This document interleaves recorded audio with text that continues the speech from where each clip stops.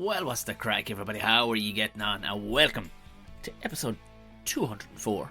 I think it's 204. Yeah, let's say 204. It is 204 of Buckshot. Well, it's Friday the 29th, almost Halloween of October. Welcome, everybody. Well, if you were a Patreon, you got this last night. You know what I mean? So, what are you getting up to? Trick-or-treating? You doing an old bit of trick-or-treating? There was no trick-or-treating last week, or last year I should say, so I have tempted to go around myself, a plastic bag with a turnip under my arm, see if I get a few scobbles. That's a word that's gone missing. Not many people listen to this will know the word scobbles. I hit me up. Leave it in the comments if you have used the word scobbles to describe sweets, or is it just purely somebody who went to school in Tiptown? I've asked other people. It's a lovely word to say.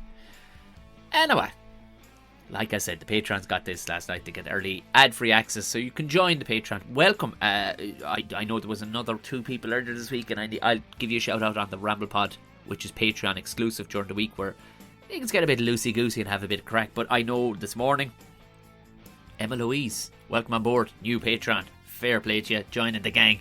Lovely.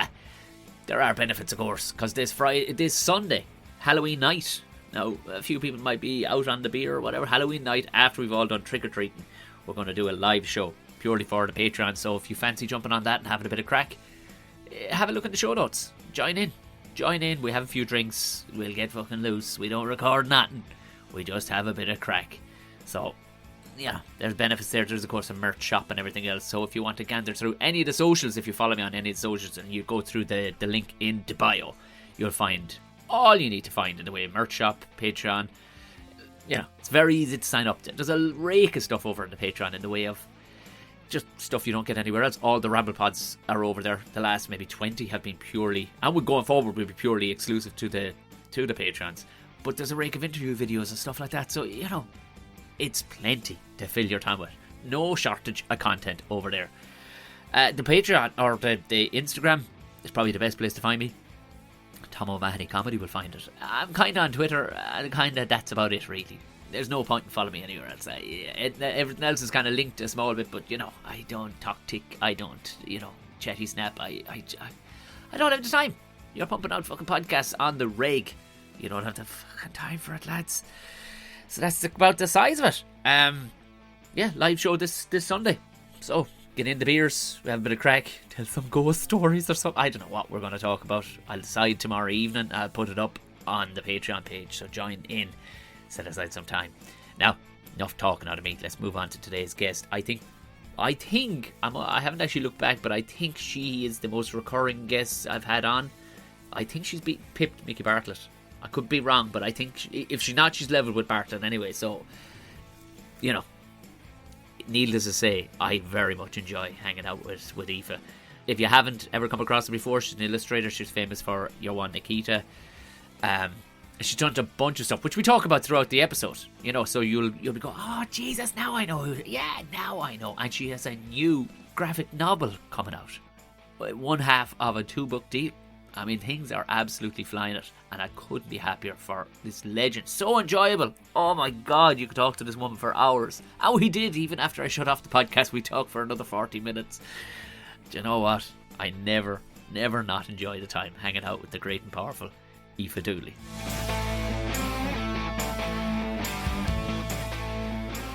I think you've pipped Mickey Bartlett for being the most returning guest on Buckshot. I know, and I think it's like one of the only podcasts I've come back to a few times as well. I just love having the chats with you. I just think we like have a great laugh together. So there's no agenda really with me, bar having to crack. I don't, I'm not that smart where I can actually create an agenda. I'm like, can we just have the fucking crack? Yeah, exactly. I tell you something, you're looking class. You were saying to me, don't be putting on the video now, Tom. I haven't time to be fucking looking after myself. You're looking fucking class. I know. I did lose a bit of weight now during the lockdown, but it's probably just more due to kind of like stress than anything else it was, I think. I'm not going to lie. I'm not going to sit here going, I've done this lovely diet and this lovely diet. Look at me, I'm stunning. I think that's probably what it was. It was stress because I was stressed a bit like there last year. But I've managed to keep it off though. So I tell you something. Yeah. Now that's don't your feel new stressed book. now. That's your new book. Follow Aoife's stress diet. Yeah. It's like just get stressed for a year and then like just like keep it off by just continuing, just eat healthy then after. It's grand. But don't actually do that, just terms and conditions apply. Don't do that. Yeah, no, I feel good. I have to say I feel good. I've been going to counselling in the last year as well, and I found someone really good. And I think Brilliant. that's helped a lot as well. So yeah, I feel good. Yeah. That was I often think, a thing. It was often I think, what did you do to put the feelers out to find a counsellor that was right for you in a way? Like, you know what I mean? Because you don't want to find somebody who's, oh yeah. deals with fucking race car drivers' anxiety. You want somebody who can work for you. Like, how'd you put the feelers out for that? Yeah, no, I think I had gone through a number of counsellors, but like a lot of them I found myself because I didn't really know where to look. So I'd go online, I'd look up a name and it'd be in someone's house. And I just thought that was normal, like, and I was like, grand. So I'd go to their house and have counselling. It was usually like an older lady or something. Okay. Because my family would be like, no, an older lady has more experience. Go and see an older lady because she knows it all and all. I was like, okay. And that just turned out to be a load of bullshit, to be honest with you, because it didn't work out that way at all. They actually felt sorry for me and would give me presents. So I had to leave because I was like, this just isn't what I was looking for. Like, I was like, and I left feeling worse than I did going in. I was like, I'm broken. Like, this woman just gave me a Yankee candle. I am broken. Like she didn't know what else to do for me. So she just gave me a Yankee candle. And I just really, I know it's hilarious. It's true as well. Oh, that's deadly. It's true. And I just literally, I swear to God, I was at my wit's end and I was like, I just can't be fixed at this stage. Like, some of them will cry and I'm like, oh, what do I do? I just want to find the right pair. There has to be someone out there. Like, my problems aren't like, there's people way worse off than me. Do you know what I mean? Like, I'm thinking, why is this happening? So what happened was, it was a friend of mine was going to it was kind of, I don't know if you'd call it a clinic, but it's like an office where there's like, counselors and they're in an actual office space and they have their own rooms and stuff like that. And my friend, I could just see, we'd be very similar, and I could see where she was at and how much it helped her over like the space of like a year. And she was just a different person. I was like, I want to try that now. And she recommended them to me, and I called them up. And I go, now I don't want any Yankee candles. I don't want this. And I actually said this in the phone. I go, I need help, seriously. Like, this is my last, I don't even believe in counseling anymore. So like, you have to like bring back my trust in that. So this is my last straw. Like, and I went in and yeah, it worked. I found the right person. And it was just, do you know what the biggest thing for me was? When I was going to the other counselors, they weren't really talking back. It was like, I was just like talking and talking and talking. And yeah, you're getting stuff off your chest, but I think a counsellor needs to talk back to you. Yeah. To kind of like guide you like through what you're going through and going, oh yeah, like you're seeing this way. And that's really what's helped me, I think, because yeah, you're kind of, it's not just someone there sitting there listening to you, not kind of telling you like, do you know what I mean? Yeah, it's a very simple thing, but it's like, it's very overlooked, I think. Yeah. That's interesting because, it is. It is. I just did a festival at the weekend. I was in partnership with a mental health charity, and it was called, I think it was called Let's All Talk or something like that. And I understand the premise that talking is absolutely fine, but also like if you need coaching in something, in anything at all, just talking into somebody's face as they're making you cups of tea will help a little bit. But it's nice to you need somebody to advise you what road to go down as well. Absolutely. Like. Now, don't get me wrong. When I did go to counselling years ago, I'd feel great after coming out because I got stuff off my chest. Right. But the problem for me was it didn't kind of go away because I wasn't really facing them. All I was doing was talking about them. I wasn't really kind of thinking about them and going into them that much. And there was a lot that I was avoiding that I thought that I wasn't avoiding either. Like, that kind of way. So so it's kind of like I've done a real deep dive.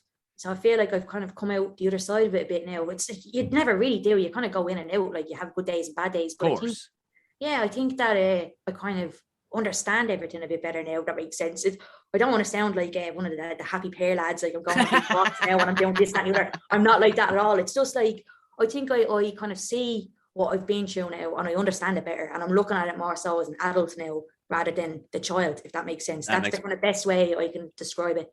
That makes perfect sense. I think it took me to nearly this age to start realizing, oh no, I need to look at this more from an adult point of view. And as you said, like, but it's a crazy thing. I think everybody. Do you know in Argentina? It's literally the most frequently done thing. Like, it's no big deal. It's nothing. for your average Joe or Josephine to be on the way home from work and go, I think I'll pop in and see the old therapist there and just drop everything for 25 minutes on this person and go. And it's like a $5 a time or something really. It's so free. Yeah. Like in the same way, like Irish people would pop in for a cup of tea or a pint or something. Yeah. They're literally in Argentina. It's just such a done thing that everybody's. But imagine if that was everywhere, how amazing that would be. Everyone just like, if you just really needed to talk to someone at that moment in time, having that service like that, that's, how does that even work though? Like, it's just, they must be on the clock all the time. My God. It's, I suppose, well, they're Latin too, so they are very emotional people. Do you know what I mean? So I'd say, you know, it might be, I'd say they just have a lot of people who are studying to be, the same way we have a lot of people who work in bars in Ireland. There's a lot of people who work as counsellors in Argentina. No, just that, I never even considered like that would, that you could just go in somewhere at any time, like, oh yeah, I'll have a chat now, actually. I'm feeling that, you know, I need to talk to someone, That's it, literally it. Come out of the job roaring with anger and go, you know, we'll do now. I'll pop in and see Mary and just say, drop it all on her. And off home again, the great form. Yeah, no, it's I love that now. I'd probably wreck people's heads though. Yeah, it would. Yeah. We're quite a cynical a bunch of bastards. I'm not sure it would work as well as. We really are. Yeah. And did she give you mechanisms then for dealing, or did I say she? It could be a he. I don't. Yeah. Or what was the crack, or were they able to pinpoint it on the day, or did you reckon like a month or two in? It's kind of like, I just kind of started talking through everything, and it was kind of basically I'm just at the finishing my first graphic novel. Beautiful. It's basically it's loosely based on my own kind of life and growing up autistic, and not knowing that you're autistic. So as you know, when you're writing about stuff, sometimes I didn't even, like, I did realize, but I suppose I didn't realize I had this stuff to deal with. So when I was writing about all this stuff and, you know, the bullying and all these kind of things that had happened, and just being that age again, it really brought it all back up for me, and it made me realize that I never dealt with being bullied. I just really put it to the back, and it just kind of almost followed me like a shadow into like adulthood then. And I kind of just, if I seen someone looking weird at me, and, you know, it could be just like maybe a simple thing as jealousy, I'd be like, oh God, they don't like me, they're talking about me. And I just brought that with me. And a lot of people will be aware of this, because I've literally text people going, are you angry with me?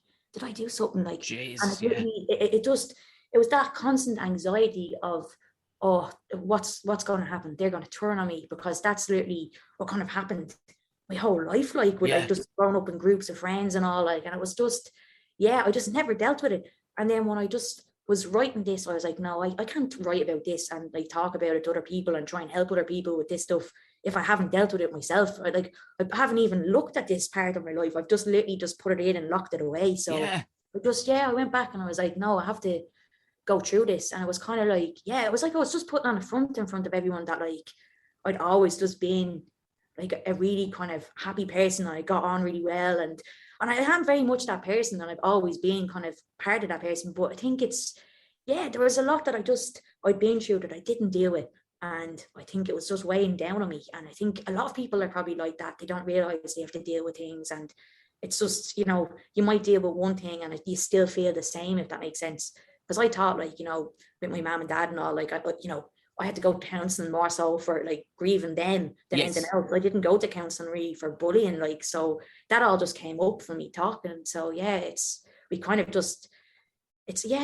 really hard to explain. I don't know how it works. It's just magic, really. I don't know how to describe it. It's just, Isn't that some stroke of luck in a way, that you'd say you were writing that book, and albeit you were kind of raking through the old coals, and you went, fuck, oh, this is in here.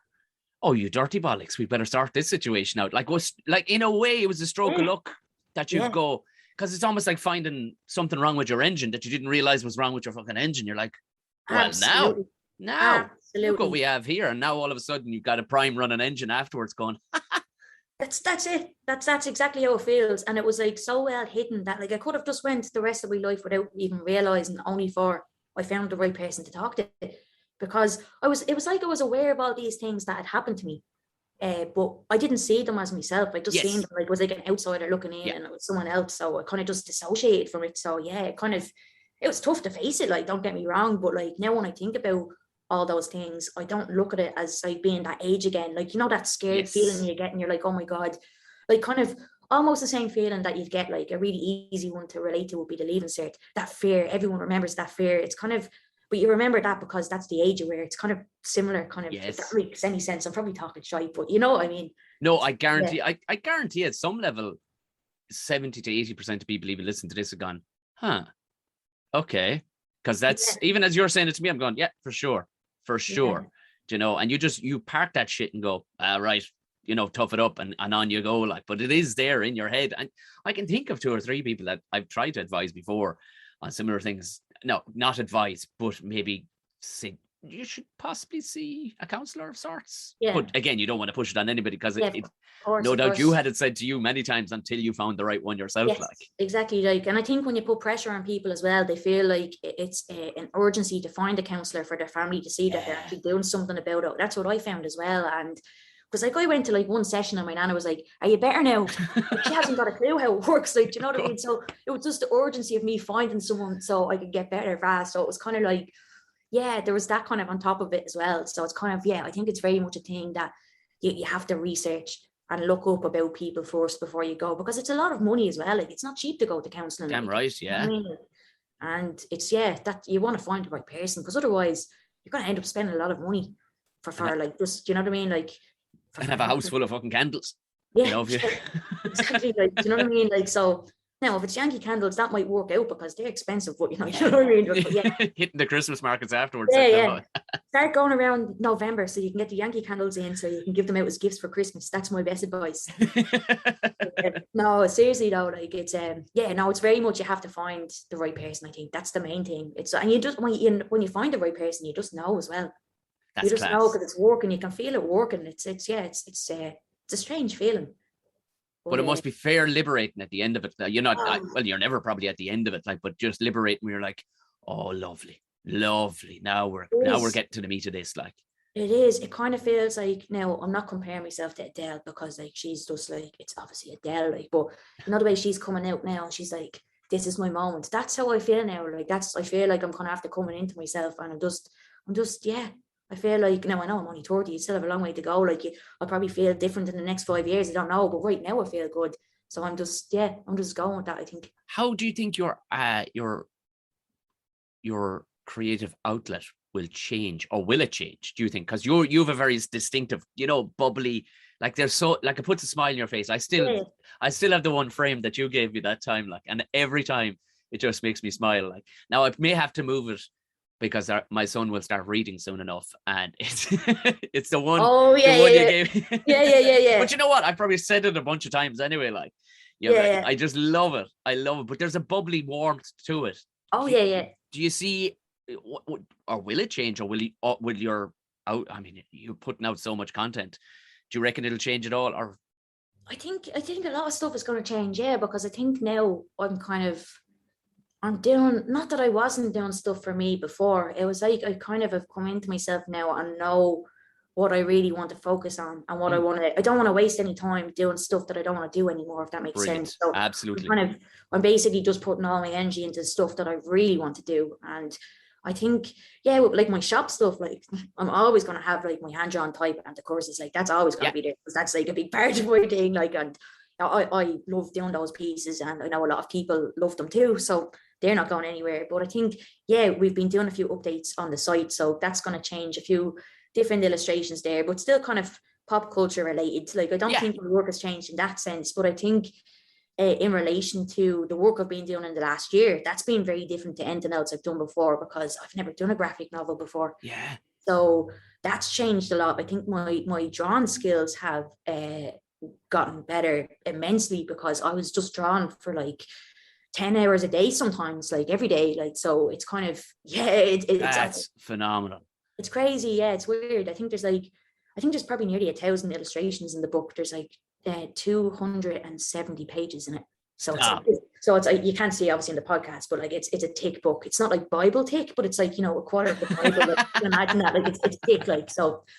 And so I think that was kind of, that was something I was putting off for a long time. Like, I really didn't want to do a graphic novel, because I was like, I knew there was so much work involved, and I don't know if I was ready to do it. And I just kind of jumped in, and I think when I got it done, then I was like, oh, I can do this, and I can, Yeah, you know, yeah. that kind of, yeah. So I'm going in to start the next one now, and I'm a bit more prepared because I honestly had to just figure out my process before going into it. I had to Yeah. do what I was doing. Like I was, yeah.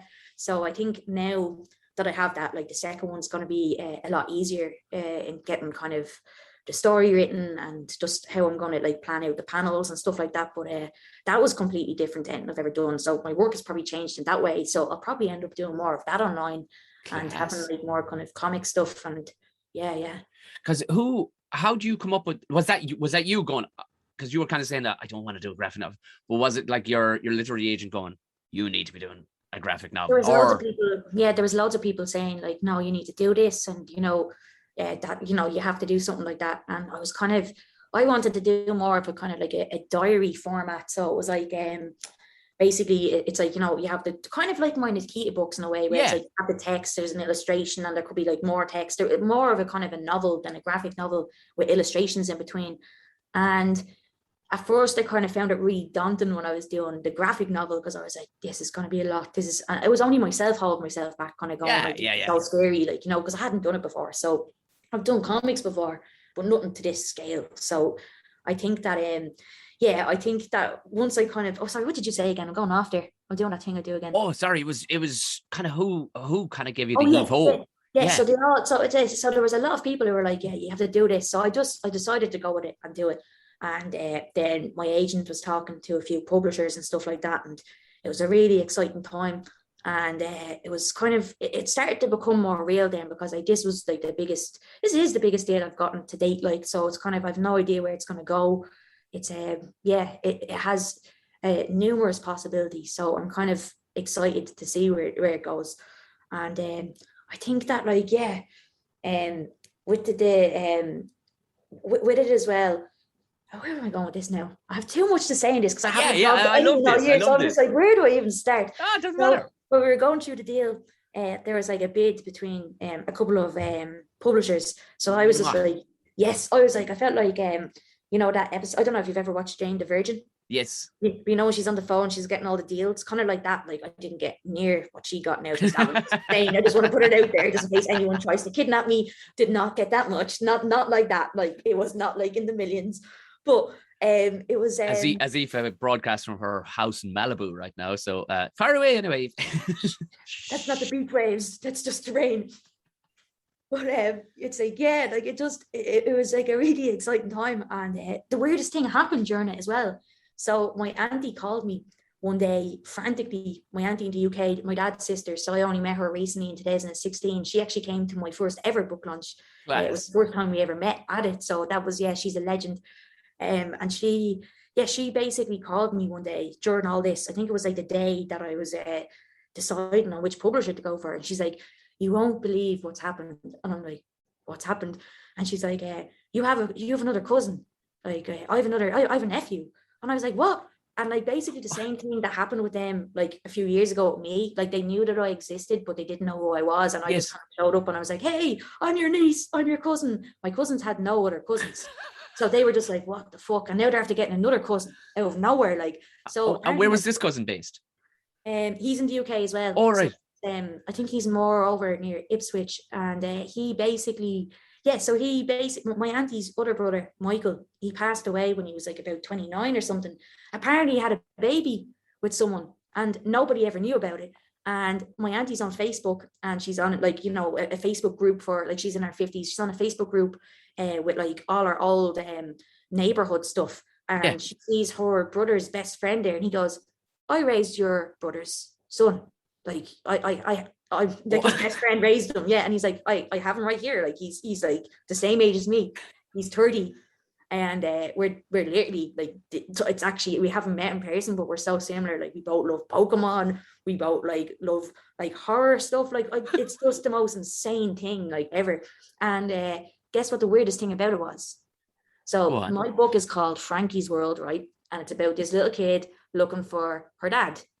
His name is Frankie, and he was looking for his dad. And I was like, holy fuck, the universe is sending me some mad shit signs right now. Like, what is that? Isn't that crazy? Like, that is just like the weirdest thing that's ever happened. And I was like, this is it. I was like, this is just the weirdest thing ever. Do you know what? I swear to God, every time I meet you, you have a story that we'll just end the podcast there. This stuff. This is every time. Like if they made a TV show just based around the stories that Aoife can tell you, they go, this is getting too much. This is too much. There's too much good content in here. We're gonna have to spread this out over a couple of seasons. Like there's too that much. is for Frankie. Like that is definitely the universe. That has to be something. Yeah. Like you could have picked any name in the world. Any name. I know. And it actually just it just blew my mind. Because I was just like, how there's no denying that. Like it was just so strange. I was like, I have to take that as some kind of sign. So I'm gonna roll with it. And so it's coming out in January. So I'll probably get to meet him then, because I'll probably go over because it's going to be launched in the UK first. So I'll go over and I'll probably meet up with my auntie and then meet up with him for the first time as well. Because him and his I don't know if it's his girlfriend or fiance. I think it might be his fiance. They're having a baby as well. So it's like my family is just like huge all of a sudden. That's amazing. So it's mad. Yeah, it's cool. That's class. And every so often, like, you know, because people still message me about your episodes or whatever, but somebody only messaged me the other day, and again it was almost like, how did anybody know? Because literally I'd only text you, hadn't mentioned on the podcast that I was going to be recording with you, but somebody out of the blue messaged me the other day and went, "Is Aoife Dooley the girl budgie?" I went, "Yeah, she is the girl budgie with Paul Woodfull. Yeah, you're the girl budgie, aren't you?" Yeah, that was gas. Yeah, that was it literally was gas. It was actually carbon monoxide. Carbon monoxide gas, yeah, technically, yeah. But yeah, that was really funny, because I actually didn't know. I went in to do like a kind of just like a test recording, and I didn't even know that I got it. And one of the main guys like literally messaged me on Twitter going, "Looking forward to the ad on Monday," and I'm like, "What are you talking about?" And the ad just came out, and I was like, "Oh my God." I was like, that's brilliant. Just the animation those guys do. I think it's Piranha Bar. Piranha Bar actually does all those animations. They're just next level. Like that just felt really like is. Danny's kitchen. Like it just, it's so crisp. It's brilliant. It's just like, I haven't seen anyone else doing a work like that in Ireland. So I was really happy to be part of something that they were doing, because obviously, like I do a lot of work as an illustrator and advertisement, so I would have been familiar with their work. But that was funny, because I remember was it the Joe Duffy show called me up one day. I'm working here at my desk, and they're like, "Hi, Aoife, we're just wondering if we can have just 5 minutes with you. There's a woman here in the line who's giving out about the word pox. She doesn't like it in your ad." And I'm thinking to myself, I don't give a crap. Like, I don't give a fuck who this person is that they don't like the word pox. Why are you calling me, disturbing me? I'm working on my book. Like, I think. And I was like, well, obviously I didn't have the confidence then to say it like that, but I turned around and I was like, "Sorry, I'm just in the middle of something." And I was like, "Oh, it's just 5 minutes. Go on. And I'm like, "No, I'm working." I actually had to turn around and go, "I'm autistic. I don't like surprises, so they'd fuck off." I literally actually had to say that, and they were like, sorry. They wouldn't listen to me. And I was just like, do you know what? Like, cheeky fuckers. Cheeky fuckers. And it annoyed me, because I feel like I've kind of grown up a lot in the last year. It's like, I want to be talking about the work I'm doing. I work really hard. I don't want to go on someone's show to talk about like the word pox. That's a waste of my time. Like, that's you know what I mean? Like, what other artists or musicians you see going on the Joe Duffy show to complain about stuff like that? Yeah, do you know what I mean? the word, like, ironically, they were being total fucking poxes, a lot of them. Yeah, I mean? So that was really funny. And I just kind of said, you know what? Like, I've been sent videos lately of kids dancing to this song and enjoying it and having a laugh, and they love the ad, and that's all I care about, like, that it's making other people happy. Like, not, do you know what I mean? I don't want to go on and talk about negative stuff. Like, it's just, what does it do for you? Do you know what I mean? That's what I mean. Dave McSavage got in a touch of trouble for just basically describing Joe Duffy as being an absolute, misery monster, because that's what it's all about. To be able to root up somebody. Don't get me wrong. We all love it to some extent. But like, we all love a bit of Joe Duffy. But I think that, like, just for me, that's just not me going on to, like, what was I going to say? So you don't like the word pox? Like, what? You know what I mean? But there, I mean, you're doing some reaching for content that day if you were able to find somebody who had a problem with the word pox. Oh yeah. Oh, it's hilarious. But that's been some mad stuff actually, like that's happened in the last year. Yeah, like a few bits of work. I haven't been doing too much work outside of the book stuff. So that was nice to do because I actually got to go outside. I got to do the actual voice recording. I remember that. Yeah, it was really nice. And yeah. But weren't you a biscuit? I imagine you were a I was. biscuit. No, I was. And you were very good at the biscuit now. I like that. That was, yeah, the biscuit, we got to see. that was amazing. Yeah, that was in the Irish Rail ad. I loved it. Yeah. Oh, that was hilarious. That was, I was in an actual teacup for that. They had an actual, like the ones in Disney World. It was actually like, it's real teacup with tea in it. Yeah, we're sitting in a real cup of tea in that. That's not photoshopped or, Cinema 4D. That's a real teacup with milk and stuff. And did I not tell you this story? I don't think you did. No, I knew you had done it. And we'd spoken, but no, you didn't tell me that you were in a real teacup. Tell you really quick though, but basically all the makeup I had on took hours to do to make me look so good as a biscuit. It took so long, and I couldn't walk through the doors because my head was so big, so I had to walk in sideways. Oh yeah. But I also had to put on this wetsuit, and I've never went surfing. Like, come on, like imagine me going surfing. So I didn't know how to put on the wetsuit, so I put the zip on up the front. And like obviously the kids kept like bursting it open, so kept opening up and all the milk kept going in. It was absolutely scaldy, and the mask was melting into the cup. I had to put my shoulders down because biscuits aren't meant to have shoulders. I was like literally floating and all, and the guy beside me in the cup like literally had the flu, and I went on holidays the week after and gave it to me. That was some work that was, but I'll never forget it because I'd never done anything like it. It was hilarious. I loved it now, I have to say. But there were so many things in it. Like there was so much work that went into that, I have to say. There was that is so method. The fact that they actually made a cup. But the fact that somebody advised you, Aoife, can you keep your shoulders down because biscuits don't have shoulders? That's what they literally were. They were like, shoulder. I was like, oh. And it was so hard. Biscuits don't have faces either. Come on. There was a little step on the back of the cup that I kept trying to hold to drag myself down so you couldn't see my shoulders. And that's what I did. But oh my God, yeah, that was really funny. So yeah, I've been a biscuit and a budgie. A biscuit and a budgie. And I mean, of all the amazing things you've done, to turn up in the junior cert. You turned up in the junior cert. How in the Christ did that happen? Just strange things just happen to me. Like I don't really. They really do, Aoife. They really do. Do you know what I mean? Like, and people are like, "Oh, she's looking for attention." It's like I literally woke up on a Wednesday morning. I done nothing. I woke up like that's all I did. My auntie texted me. Oh, that was a nightmare. I'm still getting texts, actually. I got a text from a girl the other day going, I remember your piece in the junior cert. And I was sitting to myself on the bus, eating a pack of meanies, and it reminded me of your story. Or I just wanted to send you a message to let you know what an impact I had, that I still remember it. And I thought that was lovely. But yeah, some gas stuff. Like there was just, it kind of just, I think I would have been able to handle it better if it wasn't like literally every single teenager in the country. Yeah, that kind of way. It was just so intense, like, and it was just But like to show up with the junior cert, like it's like they literally have in the books, the what do they call the revised wise books? Yes. The ones that get you.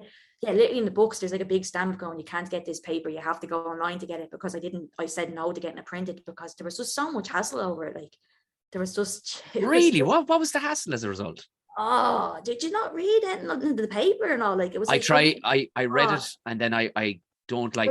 I knew there was negativity, and I was like, I can't read this about Aoife now. I didn't want to talk to anyone. I was like, I just literally went to, I think it might have been Irish Times, and I was like, here, just put this out to tell their parents to talk to their kids, check what they're sending stuff. I was getting messages like literally like every minute, like loads of messages.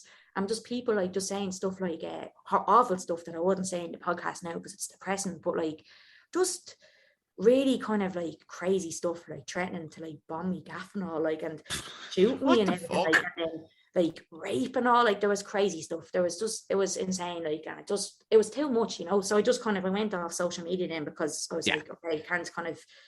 It was just, I'd never experienced anything like it, but it was because my name was in the paper. They just looked me up after, and that's how they found me. But it didn't seem to happen to anyone else. But I think it was just because the story was talking about, basically it was talking about meanies and people eating meanies on the bus, and I done it in Nikita's voice. So it was really coming from Nikita. It wasn't me. It was Nikita giving out about people eating meanies.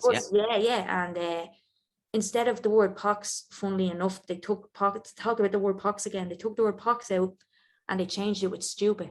So anyone who eats meanies thought that I was calling it stupid. So that's how it started. So and then when I called up the I don't know if it's the Board of Education or whoever was dealing with it, I was like, Like, you didn't even, you just changed my work. You changed the language in it. Yeah. You didn't tell me. And there was nothing they could do. Like, it's not copyright infringement or nothing what they done. Like, there's nothing I could do about it to stop it. Really?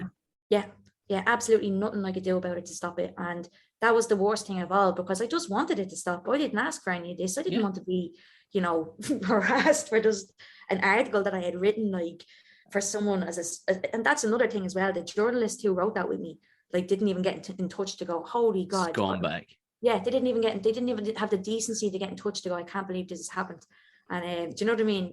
And I kind of thought, like, you know, like, what is happening here? I just felt completely on my own. Like, I was just like, oh, and I went into myself a bit after that, because again, No doubt. I hadn't dealt with all the bullying, Tom. So people kind of assume when they see me kind of getting really upset online, that's where it was all coming from. But that was bringing it all back up for me. Like, it was just kind of like reliving it, but I didn't know what was happening at the time. So it was very difficult for me.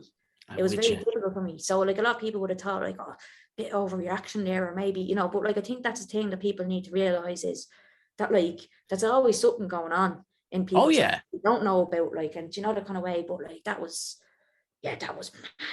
Of course, you see, because you're an entity that's on the internet and on, people don't even consider that you're a real person, and they never do. And it's like, I'm going to say this. Yeah. And I mean, even to take like, pox is a comedic word. It had a purpose of being there. It's because it's almost not a real thing. But as soon as you change it to stupid, it's like, oh no, you've changed the context. It's a whole thing that I didn't mean. A pox is a bit of a dose, you know. Yeah, exactly. Like, it just kind of, there was no need for it to change. But that was one of the most bizarre things I think that's ever happened in my life, because it was just like, it's between that and then being electrocuted when I went to band camp and I had conjunctivitis at the same time. Like, those are both two freak things. So it's between those two things. And if you don't believe me, I can tell you exactly where it was. It was in Salt Studios in Sutton. I went to a rock camp there. It was called School of Rock, and it was in 2006. So that's not bullshit. I did get electrocuted and I had conjunctivitis, which is, I think it's just pretty much pink eye. So just bad things happen to me, Tom. Bad things happen to me. I had a you have for fuck's sake, like, you know, you have a fantastic yin and yang. Like, I mean, when one thing goes great, all of a sudden, nuclear on the other side. It is. It really fucking is. I'm not even messing. It's like, it literally is. It's like the polar opposite of, like, it's like the best of the best and then the worst of the worst. Like, it's and it just it's weird. But I was only thinking. I was talking with somebody last night, and or the night before, and I'd mentioned you. It was in relation to when we were chatting the other day. We're talking about moving to the countryside, and that I'd moved back to the countryside. When my arse dialed Aoife's number, and for some reason I was admiring this plum tree that was really after blossoming, and all Aoife could hear was fucking lovely plums. But they were lovely plums in all fairness. Well, you weren't even saying it like that in a big deep voice. You were like, oh, look at them plums, they're lovely plums, look at them, oh, they're gorgeous. I was like, what is going on? I was like, this is the most hilarious butthole I've ever got in my life. I was like, I have no idea what's going on, but I'm not going to stay on much longer because I don't know what kind of plums he's talking about. So I go. I know, I hate to tell you, it was actual plums. There's a plum tree after doing very well this year, whatever it is. But no, I was talking to my mate Gordo Rochford, who's after moving to Mayo. And that's right, those conspiracy guys, and we'd kind of powwowed. He went, what's it like, moving back to the... It's perfect. All I need is here, and well, it sure shit is about a third as expensive as living in Dublin. Yeah, that's true. Yeah, but we were saying then, like, because up and down kind of West Clare directions, all musicians and artists, that's where they moved to. So I mean, it could be. I'd say a place like Barcelona would be right up your street too. Like, I'd love to. Do you know what I mean? I just would love to go somewhere just to kind of, because I've never lived outside of Dublin. Like sure, this is the first place I've ever lived, like, in this apartment. So I think it's I would just love to go somewhere and explore. Like, and even if that was to, like, the west of Ireland, like, I'd be delighted doing that because it's somewhere different, that kind of way. Like, it's just, I want to change, I think. It'll only add to your creative content, I reckon, if you start seeing different buzzes, Yeah, I think so. I think it's time for that because like, my work is very much starting to change in that way, because it's kind of like, it's like I'm kind of doing it more for myself now as opposed to doing it for other people. Not that all my work is about everyone else, but I do think there's an element of the work that, like, we do, and the kind of like field that we're in, like you see like on social media, people doing TikToks, there's an element of that, of like, you know, what's funny to me and then what's funny for other people. And I think a lot of people do stuff that they think other people's going to be funny, but like I found when I was doing, I see it all the time through comedy, through illustration, through all sorts of things where people are creating content for other people in the hopes to go viral. But like I've done that. I've you know, I've done that stuff with the Nikita stuff at the start, where I was like, you know, people like this stuff, I'm going to do something like this. And while I was enjoying doing the content, there was a part of me that wasn't, because there was a lot of it that wasn't good. Do you know what I mean? Right. Because Yeah. Well, yeah. it was rushed out, or it was, you know what I mean? And then sometimes you get lucky and there's a really good thing that works, that goes viral, and you know, that kind of way.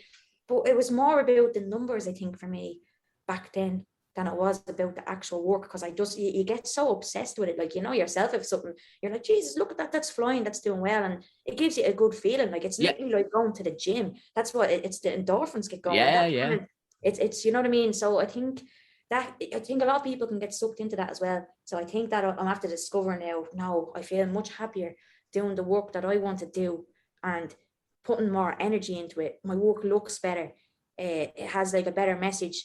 The humor is better in it because I have more time to kind of like, instead of like coming up with it something quick, it's like, no, it's well thought out. Like, there's a good lead up to it, and you know, that kind of way. So it's kind of, I think slowing down a bit for me. And I know that would have been just in the last year as well for everyone. I think that definitely helped.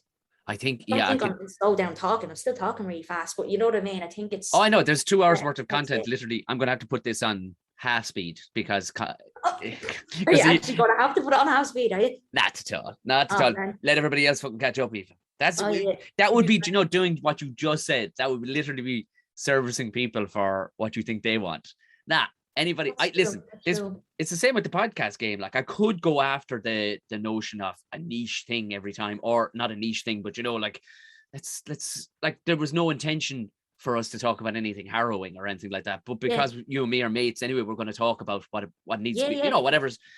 But I possibly could go after the more, you know, what people want to hear, the Joe Duffy end of stuff, like, and get more downloads. But then it becomes a fucking job, and I don't want to have a job. I want to do something that I really, really like, and that's talking to people. Like, the amount of times I get messaged going, would you have this person on? I'm going, I couldn't get 10 minutes of interesting talk out of that person. They're like, yeah, but you know what, they're coming up in the world. I'm like, no, I don't think they're interesting to me. So, you know, and non-commercial, I'm not great with when it comes to being commercial, is what I'm saying. And I think there's a lot of that as well. I don't know if you've noticed that there is like a lot of, you know, where I'm doing this now, I should be doing this. I'm noticing that with a lot of people. Like, I don't know if it's because of at the stage I'm at of my career, but I'm definitely noticing some people who'll be clinging on, who wouldn't be my mates like that. Like, that's another thing I've noticed in the last year. I've really become really good at recognizing when people don't like me, or if people are using me. That is a blessing, let me tell you, because before, like, I was very much the kind of person that I just would trust everybody, which is a dangerous thing to do. But like, it's just the kind of person I was. I didn't see the bad in anybody. I wanted to see the good. So it kind of, and I didn't have a choice, because that's just the way I was. Like, at that time, I didn't really think that I didn't know any different. Do you know, that kind of way? So I think that's kind of, I'm noticing that now, like, where, like, if I've worked really hard on something, someone will be like, oh yeah, can you pass this on to this, or can you do? And I'm like, do you know what? No, like, because I know where you're at, and I know that you haven't worked hard, and I know that's not for me to say because I don't know what goes on in the background, but you know, when you just know. And I don't like that, because I have more, and a lot of people would kind of see that and see me not texting back, and are like, Jesus, like, she's not really helpful. But what they don't see is I'm helping other people in the background who have come to me and asking me for advice, and I know that they're genuine. And I will help you if I think that you're genuine. Like, and I kind of, that's helped me kind of, because it's a lot of time. People will just take your time when you're doing that as well. And you know what I mean? So it's good to kind of know that. And you set up your barriers, not barriers, your boundaries. And boundaries, and a good bullshit filter is great. Like, you know, that kind of way, because absolutely. I can only imagine, because, like, in fairness, you've been on an upward trajectory since we met, you know what I mean? Back, like, you were literally starting comedy at the time, but you always knew you had something, and you were always on an upward curve. But in my own head, even, I was going, Jesus Christ, given the diversity and who you would appeal to and everything else, I went, she's going to have some amount of fucking hangers on, like, because and people trying to pump your tires for their own benefit. Yeah, Do you know the yeah, kind of way? It was absolutely. like, and A lot of no people got doubt away it with it has. yeah, and a lot of people would have got away with it for a while because I wouldn't have noticed because like some people are very good at playing that game as well. They're very, they come across sincere, but they're not. And do you know that kind of way? I think Oh it's yeah, now I know what to look out for, and I think that's been a big learning curve as well in the kind of work that I do because yeah, I spent too much time helping people that didn't deserve my help, I and get you. yeah, and that was taking time away from like the stuff that I really wanted to work on, and that's the most important thing to me. It's doing the work that you know what I mean, and getting Yeah. it done. So yeah, But fair play. I mean, you've developed a brilliant discipline now at this stage. All right, maybe you use your personality in the right way, but to be able to sit down, I suppose you have a project ahead of you, but to do 10 hours a day, like of drawing alone, like needless to say, you love it. But yeah, like there's always, when I go for a walk, I might get, there's always that distraction. How yeah. do you just put yourself under pressure and go, or do you write out at the beginning of the week? Do you have a game plan? Is what I'm saying. Or what No, do you? I kind of do things a bit differently. Like, so I wouldn't have like, a very, very structured schedule, like where I get up at like 9 o'clock or something like that. Like it probably be more like 10 or 11. And I just set myself up for the day then, and I'd work a bit into the evening because usually in the morning it's I work that way because in the morning it's very busy with the building site across the road, so they're like drilling and stuff. So I leave it a bit kind of when they're going on their lunch, and then work into the evening. And I think in between, like I'll take little breaks, like Yeah. have like a coffee or like I'll play like my Game Boy or something. Like I kind of reward myself during the day, so I'm not kind of like going, oh, I've got so much left to do. And when I say reward myself, like I'm very strict with it. Like be like, okay, I'm going to play this for like a half an hour, and I'm going to play this exact game because I know I'm going to do this, this, and this. Right. Yeah. And Yeah. I kind of just work it in. So I suppose it is kind of very structured in that way, but like it's not really at the same time because it's just like what I would do.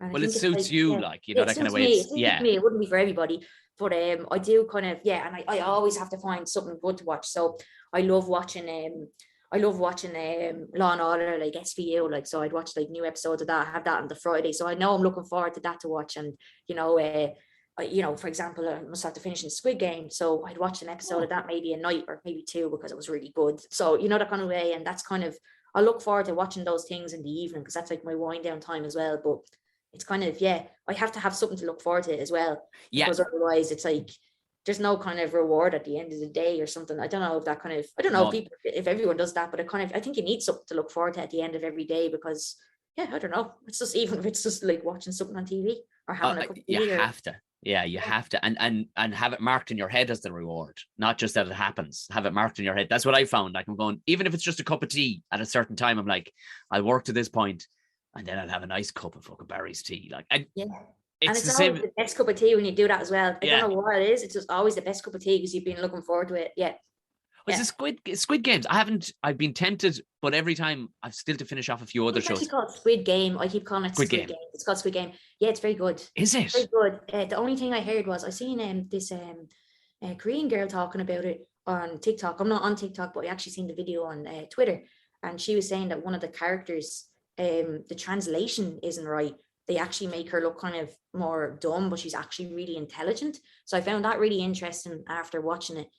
So that's just something to know without giving it away. But it was like nothing I've ever seen before. Really? It was so tense. There was literally moments where I was like grabbing onto the car like this, like literally covering my face. It was just, it was brilliant. It was like the anxiety of it, but like also the characters, their stories. It was just, I'd never seen anything else done that way. And I think that the strangest thing about it is it's completely plausible that something like that could be happening because it just seemed so strange. It was almost like there's something very kind of Black Mirror about it. That's the vibe I got even just looking at the whatchamacallit. Was it a bit Black Mirror, and we're going into I don't some want to give dystopian? it away, but I think I've described it. Yes, I think I've described it very well. Yeah, I think it's just watch it because I was expecting something completely different, and then when I was watching it, I was like, I was not expecting this. Okay, I'm gonna continue to watch it. It just got better and better. It was just I've been avoiding the trailers even. Do you know when I will get to it. Oh yeah, I do that as well. When I know there's something really good out, I'll just completely avoid the trailers. I won't watch it, and I'll just kind of, or I'll watch like a quarter of the trailer. And I'm like, I'm good to go. That looks brilliant.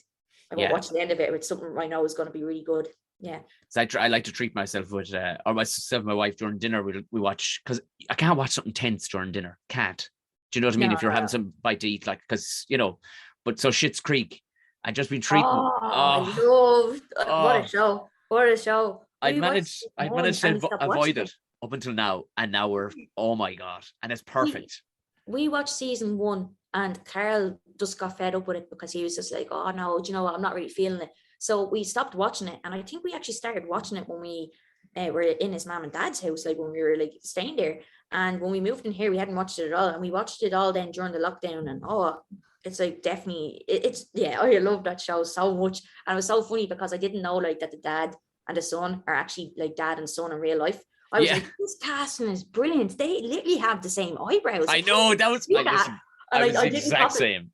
I didn't cop it myself. I just never, I just never copped it. And you know, Twyla, I think her name is Twyla. Yeah, Twilight, yeah. That's his daughter as well, I think, in real life. Is Yeah, it? it's like a whole family thing. Yes, yeah. Because I'm mad about Joanne O'Hara, who played them. You know, she plays the mother. Oh She's yeah, always been class. Ever since Beetlejuice days, like she just is terrifying. she is brilliant in it. She is just yeah, she's how far into it? You still watching it? Oh, we're only on about episode 7 because it's like a little bar of chocolate. I just want a little bit off every No, evening. you're right. Save that, like literally an episode a night, because when it ended, like we were just like, oh, what are we gonna do now? So like, yeah, just keep that for like, you know, that's like a special thing to watch where you just like pick away at it, because I hate that when you find something good and you just like you go through it in one. Like I'm known for it to do that now. I'm not gonna lie. I will if I find something good. When they offer you, would you like to download the whole thing? Like, oh, go on, sure, we'll watch the whole fucking thing. Go on. Do you know, there's no putting that genie back in the box, because you're like, when you find something class, so we've gotten better. Like I said, Schitt's Creek is like just one square of chocolate every evening. They're half-hour episodes as well, so it's great, isn't it? They're half-hour, yeah. Perfect. So tell me this: when what'll be now your kind of your timeline for the next graphic novel? Like, do they give you one, or do you go, lads, I'll call back to you in a year? Like, what do you do? No. We have it all, because it's like I got a 2-book deal, so it's basically within the contract. So it's kind of it's all set up. So I actually, because I finished my first graphic novel, then I finished. I'm doing another book, ABC Ireland. It's a kids book. Brilliant. So I done 1, 2, 3 Ireland. So this is gonna be ABC Ireland. So I just finished those books, and then I'm starting my next graphic novel now, and I should be finished around April time, I think. That's class. April, yeah. And I mean, do you take on advice from anybody now at this stage? Like, are you going, I'll come back to you when I come back to you? Like, you know, this is going to look pure me. Or they go, I really like the use of pink there, Aoife. Would you use more of it? Would you go, fuck off? I'm using plenty. No, you absolutely. No, absolutely. I think do you know what it is? I think that's a very interesting question, because there's a lot of people that I'd work with, who I have worked with over the years. Like, and you know, when you're working as a freelance illustrator, you have different jobs, and some jobs are better than others. Some jobs are brilliant, but you, like a lot of people who are designers will agree with this. You often get a client who thinks they know the job better than you. Right. And and that's awful when that happens. But I actually find the opposite is happening now that I'm working with this publisher. They are just the most amazing bunch of people I've worked with. They are on their A game. Just the colors of the book, for example, I was thinking about doing maybe the initial colors were going to be red and blue, red, blue, and black. Right. And I was kind of I was kind of setting those colors. I was like, like, no, this is kind of, I think this looks perfect. And then actually I can't say this bit because I would have been getting something out of the bag there. Don't. Okay, I'm gonna just say somebody told me to change the colors to orange and blue. Yes. And that was a really good bit of advice from someone I really admire, who I am working with, and I took their advice. So I'll take someone's advice, but if they're like absolute expert, and you know, I look up to them because I know that they know they've been in the game a long time. They know exactly what they're doing. So they're like, no, I think this looks like this, and you know what I mean. So, and I think the colors that I chosen initially, it made it look a lot younger for a younger audience as well. So there was like, you know, I'm learning as I go along as well. It's kind of, there's so much I've learned from just doing this book. And I think all the editors that I've worked with on it, and and everyone who's like working in like just across the board, they're just an amazing publisher. So I think they've given me free reign to tell my story, but also to go, oh hey, I just noticed this. What do you think about this? Do you think this That's makes sense class. here? They're just they're like they're the dream team. I can't put it any other way. So it's And especially when you already respect their talent, because they're not going to turn around and say it to you for their benefit. They're saying it to you for your benefit, that kind of way. Yeah, it's absolutely. And I feel they're so professional. I haven't worked with a team this professional before. Like honestly, like they're so I can't say anything bad, like, because I haven't had any it's been a dream to work on. It's been the dream project because it's it's like every other project that I've worked on up to this point, where I was just like, oh God, why am I doing this job as an illustrator? It's like it's all led up to this kind of moment, I think, and I'm really working on something that's important to me now, and do you know, that kind of way. So it's been worth it to kind of like get to this stage. I wouldn't say it was like climbing Everest, because I'd never do that, because I wouldn't want to be like, do you know there's bodies there as like points of where people go? Like, like I don't think that's a point that, like, I don't want to reach Everest, because I think that's, like, for me personally, that's just unattainable, because I would never do something like that. But I feel like I'm walking up a big hill, and I'm kind of like, I'm nearly at the top of this hill, but it's only a small hill because I'm only 5'1", like, but like a bigger hill in front of that to go. And you know what I mean? There's always going to be a hill, like, but in this like project, I feel like it's kind of I feel like it's kind of like everything's led up to it, like That's deadly. And when is Frankie's World actually out? Is it out now? No. It's available to pre-order on Amazon and Waterstones and places like that at the moment, and it's out on January 6th. So there's still I think it's like a little, just nearly under 2 months, I think, to go. So it's gonna fly in. Can we get it through your website? Because I'll put can it be pre-ordered through your website? Will it link it to anybody? Yes, you can. I think a little banner comes up, like a little kind of notification. I think it does, yeah. Yeah. Because I was setting it up, because I'll be putting your website. Also, there's a ton of your class merch as well to be had there as well. Your slick website. It looks so lovely. Like, it's a proper. Oh, that does. Oh no, that website. Oh, you mean my actual work website? Your work website, yeah. That looks slick, because that's a Squarespace website. But then the other one, like, me and Cara were trying to do together, like, for the actual shop. But the shop is gonna get a new update as well, and there's gonna be all new, brand new stuff in the shop coming soon. I have all that stuff worked out. I have all the illustrations ready to go. Just need to kind of get it up and go now. But I think we're gonna do some kind of skateboarding themed stuff. Class. So that's I'm going into, like, I'm just doing what I want to do, Tom. That's what I'm doing. I'm just doing what I want to do. That's what I wanted to hear. Yeah. Brilliant. Aoife, this has always been a joy. Sorry for mentioning the plums the other day and freaking you out a small bit, but I know you're grand. I honestly, like, I wish I had recorded it, because it was just so funny. Like, it would have just been hilarious to put onto the podcast anyway, because I was just like, hello, Tom, what's going on? That'll tell you where I'm at in my head, where I get excited now on a daily basis by berries and plums growing outside. So well, I'd much rather be looking out at, like, a berry tree or a plum tree than a building site. So, we're gonna get you that cottage in West Clare. We will. Anybody listening, if you have a cottage in West Clare, please rent me your space, please. Oh yeah, no, seriously, it's like it's so quiet around here now. It's so strange being in Dublin. I have to say, it really is. Yeah, just no one really here anymore. That's what it feels like. The last few times I've been up there a fair bit doing bits and pieces, but it's a different place now. It's very weird. There's almost a dystopian kind of weirdness to it. It's like it really is. And I tell you what, I've noticed as well. Like, there's far more people taking a shit out the back lane now, because there's nobody walking around. Like, there's a amount of shit. Enya Martin stood in shit the other night. Human shit. She would pour out. I can't believe I'm paying rent to look out the window when I'm making a cup of tea to someone having a shit. Like, what am I paying for? Like, to live in this? Exactly. Country? You know what I mean? I'm just like, oh God. Top of the list would be not having to look at people dumping on the street, like. Yes, absolutely. But no, it's gas. I tried to distract myself. Oh yeah, I tried to distract myself now. I don't look out the window anymore when I make it.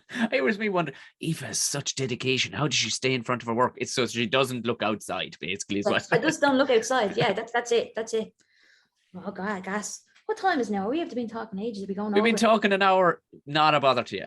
And it's been absolutely beautiful. I'll put all in the show notes anywhere to pre-order the book and everything else, and we'll be pumping it out as best we can. Aoife Dooley, always a joy. Thank you very much. Here, did I tell you about actually just on the other note as well? Was I telling you about my ancestry stuff?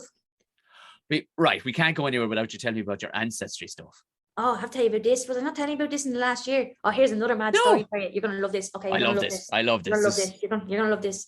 So, yeah, obviously I got my ancestry DNA results. I think it was towards the end of 2019, and I got them in 2020 then. And I was trying to search my family history because I don't know if I've ever told you this, but my granddad's he's a Jew, but he's from Russia, I think, and he came to No, this is. Did I never tell you this? Did I never tell you this? No, I swear to God, Tom, this is true. So you have a No, Jewish granddad from Russia who. Oh, okay. Yeah, So yeah, they ran out of Russia by the Cossacks, obviously, back in the day. yeah, it was 1933. They arrived in the UK. My great granddad and my granddad. And I found this out through my dad because my mom, like, I didn't know who my dad was growing up. And I Yeah. was like asking my mom about him. And she's like, he's Russian or Italian or some shit. Like, she's like, I don't fucking know. And I was just like, it just drove me mad my whole life. I was like, I have to know who he is and where he's from. I have to know. And I was calling up pubs in the UK and all, like Italian pubs, like going like, does so-and-so work here? Does so-and-so work here? And like, they weren't even Italian. I still don't know. But what I do know is I got my ancestry results and it came up saying Ashkenazi Jewish. And then I had like, you know, Irish, English, and a few other things. And then basically I brought it into my heritage, and I've done a bit more research there, and it kind of gave me a more clearer picture of the area, and it has like Poland, Ukraine, and a bit of I think a bit of Russia. So Right. it is from that area. Like, so I was like, okay, so this is the little, they give like a more kind of a honed in area of where your ancestors came from. So I was like, okay, so this is where they came from, but that's as close as I've got. But Yeah. I was looking through someone's family's tree that I found, and they were 100% Jewish. So there was no other way that I could be related to them, only through that side. And I was like, okay, I'm going to look at their family tree. And literally, I found a few people's family trees now where my relatives look very, very, very similar, like too similar to, like, say, otherwise. I've contacted these people. Some get back to you, some don't. A lot of the time people don't because they just want to get their DNA. But this one woman got back to me and I was like, your granddad looks like my great granddad. Here's a picture. And she was like, oh my God, they really do. And like, we just got chatting about it. And she lives in LA and we were just chatting and we were like, oh yeah. So like, we're like distantly related. So this, you know, your great granddad could have been like my great granddad, or your great granddad, or my great granddad. And we're trying to figure it out. We never really figured it out. But what I did figure out was she turned around to me and she said, what was it? Oh, I see you're an illustrator. I worked as an animator for 30 years. And I said to myself, I was like, this person's worked as an animator for 30 years. Like, they must know their shit. I looked up this person and they wrote the pilot. I'm sorry, they didn't write the pilot. I'm talking bullshit now. They worked on the very first pilot episode of the Rugrats, and they worked on Ren and Stimpy. And I was just like, I just lost my shit. I was just like, oh my God, it's in the blood. It's in the blood. I was like, literally, I just thought that was amazing. I just thought that was amazing. And I have found other people who work in TV and work in art. I have found other cousins like who are like that, like distant cousins. And I just thought that was amazing. I haven't found my family, haven't found their real name or where they came from, but I did find one of my distant cousins is an animator, so that was pretty cool. So yeah. Once again, how do you do it? I knew I had one more mad story in the last year. I can't wait till our next podcast just to see what you found out in relation to Arnold God. Schwarzenegger or something. And That would be gas. Imagine that. Like, no. I actually could. So you're part Jewish. I told you this. I thought you knew about this, even a tiny bit, because I've talked about it a bit online, like, but not too much. But yeah, I talked about like the whole kind of ancestry thing. But yeah, it's really interesting. I can't find any records. Very, very hard to find records. But it's I'm dying. It would have been a kind of a mad time for the poor old Jewish lads back in the day, I suppose. Absolutely. And I think a lot of people back then as well, when they came to the UK, like a lot of people wanted to blend in. So like, the English second name. And there was a lot of like, we all know, like, so it's kind of, you wanted to hide a bit, like you wanted to blend in with people. You didn't want to stand out at that time. So I completely understand as well. But I just would love to know that part of their history, because it was kind of like erased away. So like, I'd love to know more about it. I have no doubt through some strange happenstance where you'll end up drawing something for somebody by pure fluke, who ends up having a cat that was related to somebody who turns around and was able to give you the full story. There'll be some connection made Yeah, by the yeah. time I talk to you next on the podcast. I guarantee you. Who knows? Yeah. Who knows? Yeah, because it's literally like one of those things where, yeah, just weird things happen. But I take all the good weird things, because the good Oh, yeah. weird things are like, the good strange things are kind of like, that's just mad. Like, I can't believe that. Like, that's just like Incredible. crazy. Like, yeah. But yeah. So I think, yeah, it's been a strange year, but a good year in that way. A class year. A class year for you. Random things happening. Brilliant. Well, pre-order Frankie's World now and just go through the link in the show notes. Aoife, what an absolute pleasure. Thanks a million. Well, thanks for chatting to me again. And thank you very much, Aoife. Like I said, look down the show notes, you'll see a link to early access for that book, Frankie's World. Listen, have a look through anything that Aoife has done. You know you're going to enjoy it regardless. It's just class. Thank you very much, Aoife. Legend. I should probably have her on next week again, just for the crack. Great stuff. So I said, this Sunday night we're going to do a live show for the crack, purely for the Patreon. So if you want to head on over there, again, look in the show notes. It's quite simple. It supports the show and you get a rake of stuff from early access. We have chats, we have the crack, we hang out. There'll be kind of upcoming gigs and stuff like that. They'll be purely, well, they'll be open exclusively first to the Patreons and whatnot. So look, it's there. It benefits everybody. It's only, I think, minimum $3 hairs to get in the door. What is it? Sure, only a bit of crack. Right. If you want to follow me on all the social platforms, Tom O'Mahony Comedy will find it. I'm going to head off because I think I have a hint of a cold coming on. And yes, just a cold, because we still get those. Go on away, enjoy the rest of the weekend. I'll talk to you again next week. Good luck and blessed things.